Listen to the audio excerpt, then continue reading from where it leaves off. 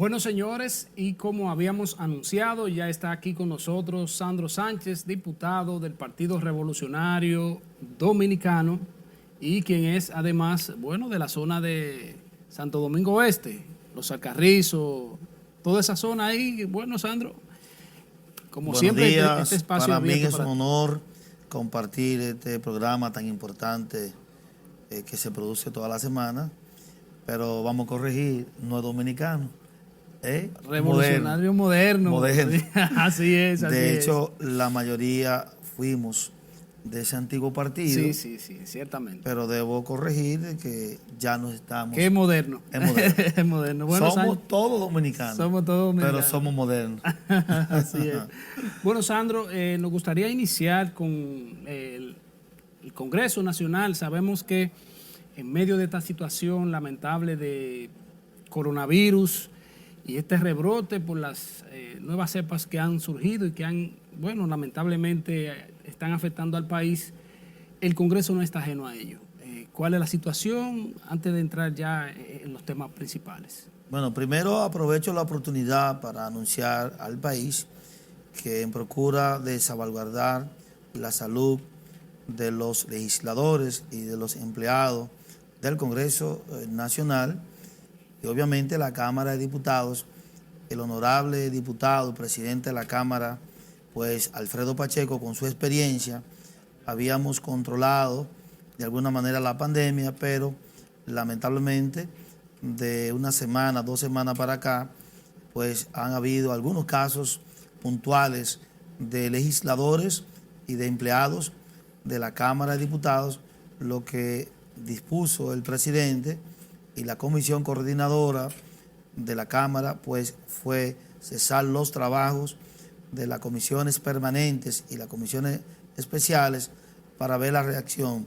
Algunos legisladores, empleados con COVID, y obviamente es un proceso donde también hay que decirlo con responsabilidad, se han estado haciendo algunas pruebas o se hicieron las pruebas allá en la sede del Congreso y también se están dotando a los empleados, a los congresistas de las vacunas.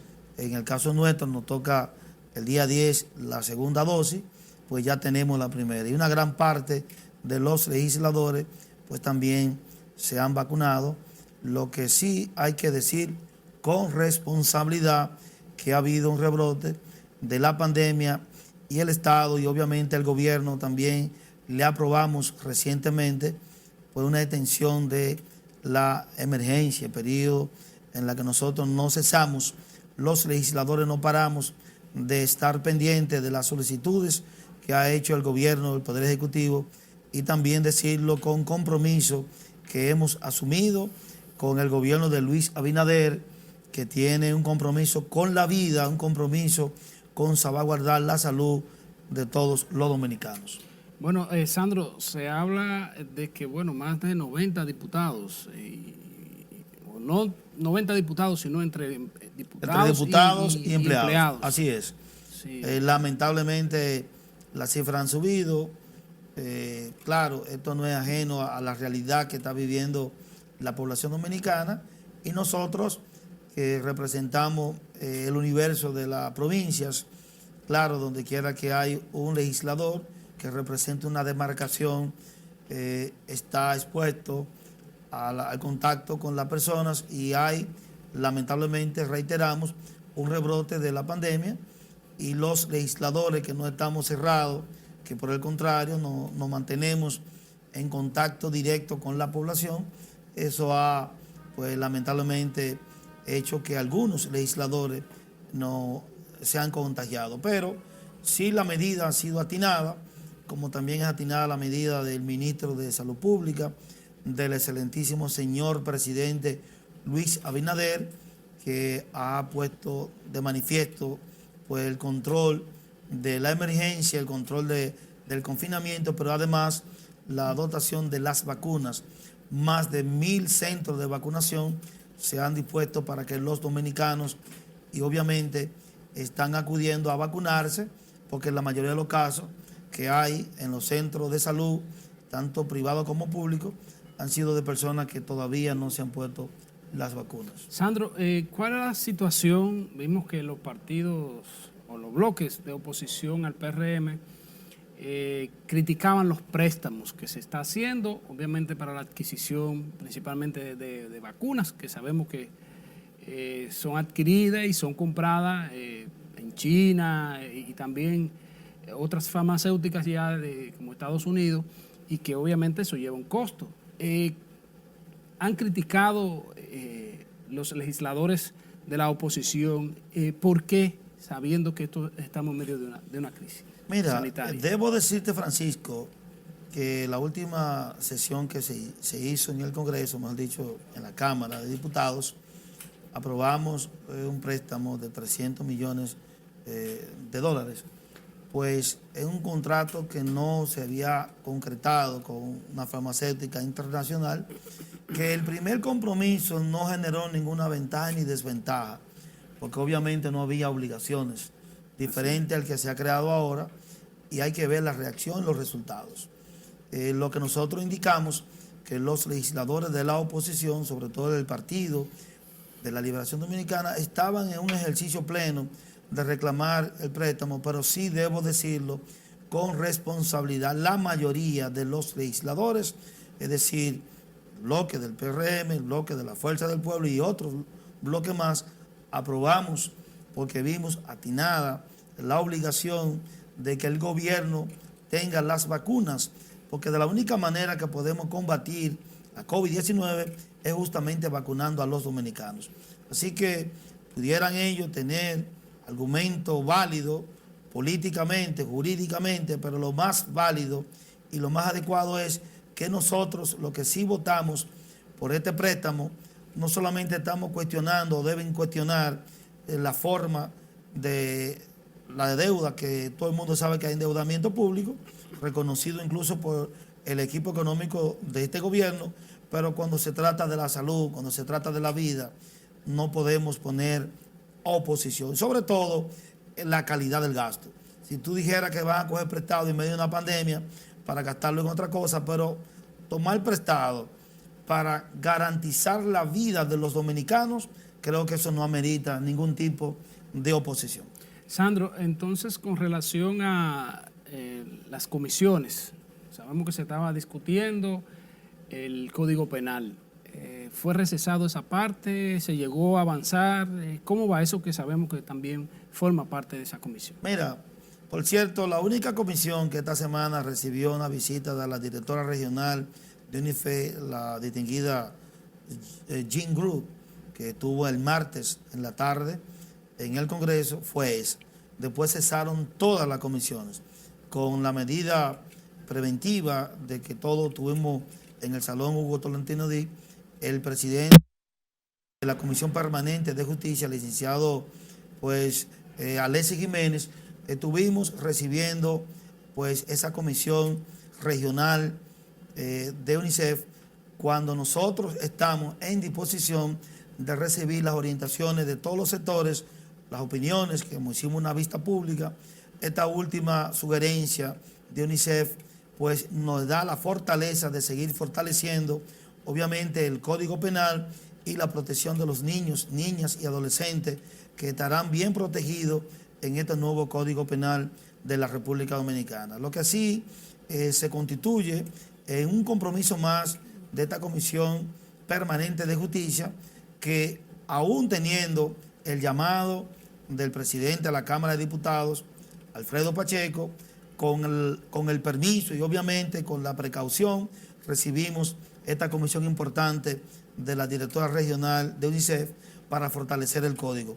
Lo que también debo decirle a ustedes que hacen buena comunicación, que en la vista pública que hicimos recientemente, recibimos la mayoría de los juristas expertos en derecho penal, y que hemos tenido el acompañamiento del gran penalista Ricardo Rojas León, como también Pelegrín Castillo, entre otros juristas importantes que nos han acompañado en la revisión de lo que nosotros entendemos en la segunda lectura, pero también la segunda revisión de modificaciones que vamos a tener en los próximos días.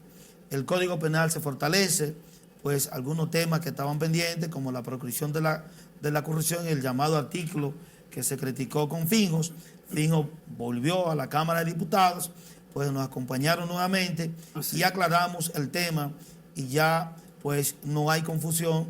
Todos estamos contestes de que en este Código Penal la corrupción administrativa pues será combatida no solamente por el Ministerio Público a la hora de perseguir el delito, sino más bien a la hora de ir a la jurisdicción penal, a la hora de ir al juez, al juzgador, pues va a tener pues la tipicidad.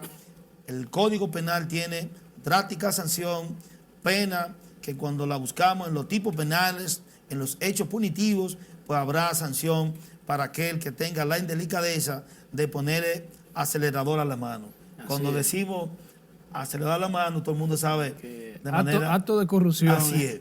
Así que no hay forma de que haya pues, tolerancia a la corrupción a través de lo que nosotros estamos diseñando para que el Estado, en busca de la política criminal, el diseño de combatir la corrupción administrativa, pero además este Código Penal viene, Francisco, a acabar con una historia de más de 200 años de lo que era el Código Penal napoleónico heredado de la Revolución Francesa y que hoy tenemos, anterior estábamos hablando de un derecho penal predogmático a un derecho penal ahora dogmático, que es la tendencia que tenemos, que ha adaptado bien Alemania, y que obviamente este código está también, y es bueno decirlo, el de Francia, el que nosotros heredamos desde el año 1884, ya en el 95 fue modificado, y que nosotros volvemos a ver, porque en Francia hay un derecho penal riquísimo, hay una cultura jurídica muy importante, y que nosotros combinamos ahora lo que está pasando en Francia, pero también lo que está pasando en Alemania y en toda parte del mundo, que estamos hablando de un derecho estructural, formal, dogmático, donde ya el delito no es solamente de pensamiento, sino que está escrito, está definido, y por eso este Código Penal responde a la teoría del delito. Estamos hablando del Código Penal Dominicano nuevo, que va a responder a la teoría del delito en la parte estructural de la investigación, en la parte estructural de la acusación, y obviamente, como la teoría del delito tiene dos escuelas, que es la teoría de la acusación y la defensa, allí se van a producir grandes debates con tipos penales que nosotros no teníamos y que obviamente 64 tipos penales que sí ya tenemos pues diseñados para que los juzgadores, los jueces puedan decir, aquí está, deme el hecho, yo tengo el derecho, como decía en la escuela tradicional, y que obviamente 69 tipos penales reformados, reforzados, para nosotros compartir, obviamente en el Estado de Derecho, un tipo penal que nosotros quisiéramos resaltar, Francisco, hoy, es que ya la seguridad jurídica de fallar, o sea, a la hora de fallar un juez, tiene que tener seguridad jurídica para poder decir este fallo puede ser oponible, apelable, pero sí es fallado en base a la estructura del derecho. Y, no, y sobre todo, Sandro, que se ha estado hablando de que hay incluso crímenes que se cometen que no era sancionado en el código pasado y entonces un juez tenía que darle pura y simple libertad. No, pero es el sicariato. Nosotros hablamos, los medios, ustedes que hacen un buen trabajo como comunicadores, el sicariato, todo el mundo sabe que ha habido casos típicos de sicariato en la República Dominicana, pero el juez tiene que abrazarse al día de hoy de cualquier figura jurídica la que hay ahí, asociación de malhechores, cualquier acto que tenga que ver con sicariato, hoy los jueces dominicanos no pueden pues penalizarlo, lo van a tener. Ya está incluido. Claro que sí, el sicariato es parte obviamente de los tipos penales que nosotros pues hemos identificado que sí se produce y que los jueces no podían pues juzgarlo. Bueno, Sandro, vámonos a otra pausa y a regreso vamos a continuar con este diputado que tiene grandes conocimientos de lo que se está trabajando en el Congreso Nacional. No se muevan.